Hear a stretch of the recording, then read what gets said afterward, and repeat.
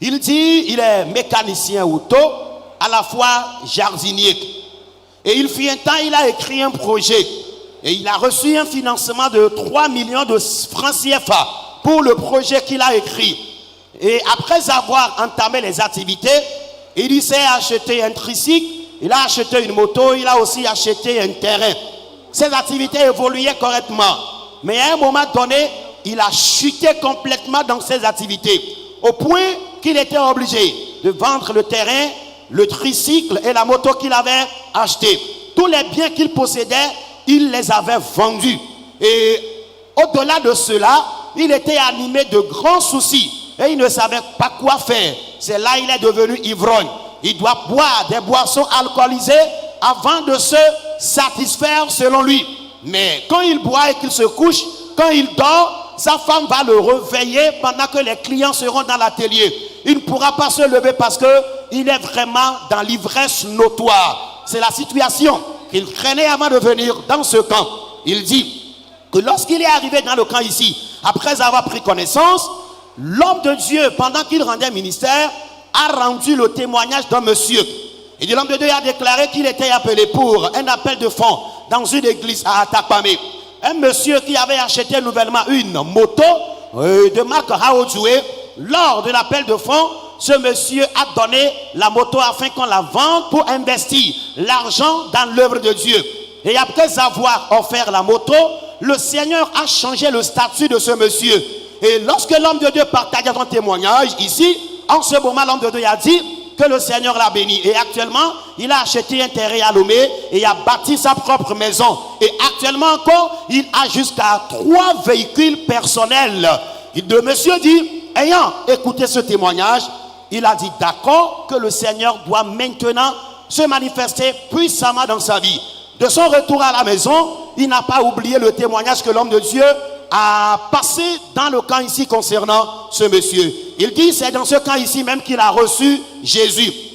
Et après avoir reçu Jésus dans le camp, l'homme de Dieu, comme à l'accoutumée, les a orientés vers les églises charismatiques. Et du retour à la maison, il a choisi de fréquenter l'église Pentecôte du Togo. Il dit, la ferme ou le village dans lequel il vit, leur église n'était pas clôturée. Alors il a décidé d'acheter 10 clés pour que l'église soit clôturée. Et après l'avoir fait, il a aussi investi à ce que l'église soit électrifiée. Et après cela, il dit qu'il a encore investi pour d'autres choses dans la même paroisse. Et il a investi pour la plaque qui doit indiquer la direction de l'église.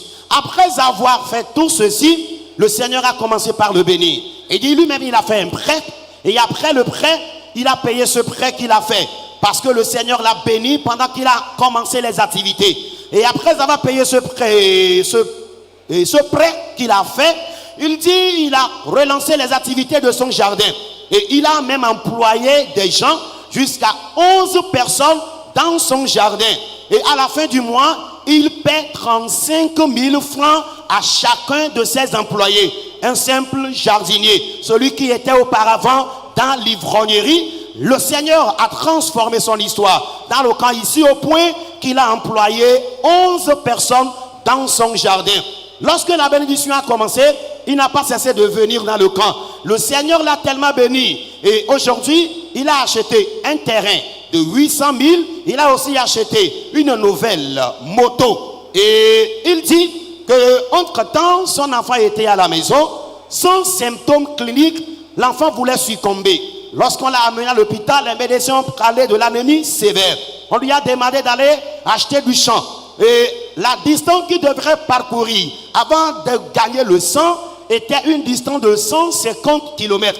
Mais le temps de parcourir les 150 km afin de revenir au dispensaire, son enfant va mourir. C'est là qu'il a été obligé de contacter le secrétariat du camp de prière. Il a demandé à ce qu'on prie avec son enfant, ce qui a été fait. Et lorsqu'il est retourné encore dans le même hôpital, sa femme qui avait laissé son enfant l'avait porté au dos. Elle interrogeait sa femme. Il a plutôt interrogé son épouse, mais madame, qu'est-ce qui se passe-t-il? La dame lui a dit, l'enfant est complètement guéri de l'anémie. Actuellement, il est bien portant. À travers la prière qu'on lui a faite téléphoniquement, le Seigneur a guéri son fils qui souffrait de l'anémie sévère. Il dit, après avoir échoué à la première attaque, il a été encore dans le champ. Pendant qu'il a demandé à sa femme d'aller allumer le feu pour préparer quelque chose, lui-même aussi a regagné sa femme afin de l'aider dans cette activité. Pendant qu'il était encore sous un arbre, la branche de l'arbre était cassée.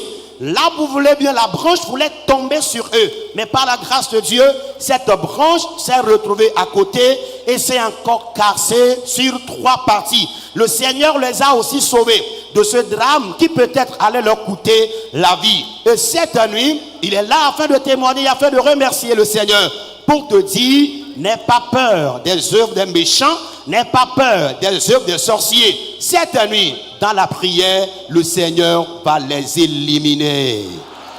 Oh, amen. Amen.